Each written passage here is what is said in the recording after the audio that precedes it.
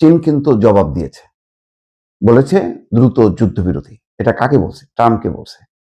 এশিয়ার অন্যতম শক্তিধর, বিশ্বের অন্যতম শক্তিধর দেশ চীন, সেই ইরানে লঙ্কা কাণ্ড চলছে।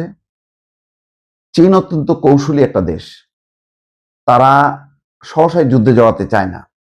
কিন্তু চীন যদি মনে করে যে ইরানে আঘাত হানার মধ্য দিয়ে কার্যত আমেরিকা তার শক্তি বিস্তার করছে, পরবর্তীতে চীন, রাশিয়া এই শক্তিগুলি আক্রান্ত হইতে পারে এবং তার বন্ধু দেশগুলো ক্ষতিগ্রস্ত হইতে পারে, চীন কিন্তু ছাড়বে না। চীন এবং রাশিয়া কিন্তু ভয়াবহ। সেটা ভারত যখন পাকিস্তানকে আক্রমণ করলো, সেই রাফাল যুদ্ধ বিমানগুলো কিন্তু আকাশে, মাঝ আকাশে অকেজ হয়ে গেল, তাদের রাডার সিস্টেম নষ্ট হয়ে গেল এবং 2 থেকে 3টা রাফাল যুদ্ধ বিমান ভূপাতিত করলো পাকিস্তান। পাকিস্তানের নিজের সেই সক্ষমতা নেই। ভারত বুঝতে পারলো এটা হচ্ছে চীনের প্রযুক্তি।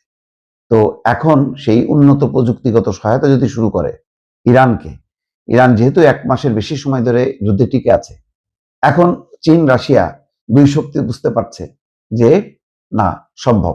ইরানের যে বাহিনী আছে সেই বাহিনী মোকাবেলা করতে পারবে এবং আমেরিকা ওই দূর দেশ থেকে এসে বা ইসরায়েল এসে ইরানকে কিছু করতে পারবে না। ইরান একটা বিশাল দেশ। তো সুতরাং চীন কিন্তু আস্তে আস্তে ইনভলভ হচ্ছে। পাকিস্তানের পররাষ্ট্রমন্ত্রী ইসাকদার দৌড়ে গিয়েছিল চীনের কাছে এবং চীন তখনই যুদ্ধবন্ধের আহ্বান জানিয়েছে। আজকে গত রাতে যেহেতু ট্রাম্প হুমকি ধামকি দিয়েছে, আজকে যুদ্ধবিরতির আহ্বান জানাইছে চীন। আগামী 2 থেকে 3 সপ্তাহের মধ্যে ইরানকে প্রস্তর যুগে পাঠানো নিয়ে ডোনাল্ড ট্রাম্পের হুমকির পর বেজিং এমন আহ্বান জানালো। বৃহস্পতিবার এক সংবাদ সম্মেলনে চীনের পররাষ্ট্র মন্ত্রণালয়ের মুখপাত্র মাও নিং বলেন, সামরিক উপায়ে কোনো সমস্যার মৌলিক সমাধান সম্ভব নয়। সংঘাতের চরম বিস্তার কোনো পক্ষের স্বার্থ রক্ষা করবে না। এ সময় সংশ্লিষ্ট উভয় পক্ষকে অবিলম্বে সামরিক অভিযান বন্ধ করার আহ্বান জানান মাও নিং। হোয়াইট হাউসে বুধবার দেওয়া এক ভাষণে মার্কিন প্রেসিডেন্ট ডোনাল্ড ট্রাম্প কঠোর হামলার মাধ্যমে ইরানকে প্রস্তর যুগে পাঠানোর হুমকি দেন। এই হামলা আগামী 2 থেকে 3 সপ্তাহের মধ্যে চালানো হবে।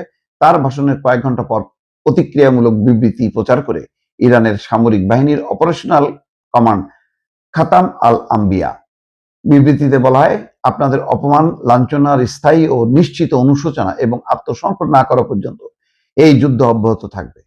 যুক্তরাষ্ট্র ইসরায়েলকে উদ্দেশ্য করে খাতাম আল আম্বিয়া বলেছে, আরো বিধ্বংসী, ব্যাপক এবং ধ্বংসাত্মক পদক্ষেপের অপেক্ষায় থাকুন। তার মানে যেমন হামলা করবে আমেরিকা, তার পাল্টা জবাব দেবে। এই হামলার ফলে কি হচ্ছে? মধ্যপ্রাচ্যে আরব দেশ, মিত্র দেশগুলো কার্যত তছনছ হচ্ছে। মানে চূড়ান্ত বিশ্লেষণে আরব বিশ্ব কিন্তু ধ্বংস হচ্ছে। ট্রাম্পের একটা লজ্জাহীন লোক, সে যে কোনো সময় ধম করে আপোষ করবে, যুদ্ধ থেকে বেরিয়ে আসবে। কিন্তু এই যুদ্ধের মধ্য দিয়ে আরব বিশ্বের ভয়ঙ্কর ক্ষতি হয়ে গেল।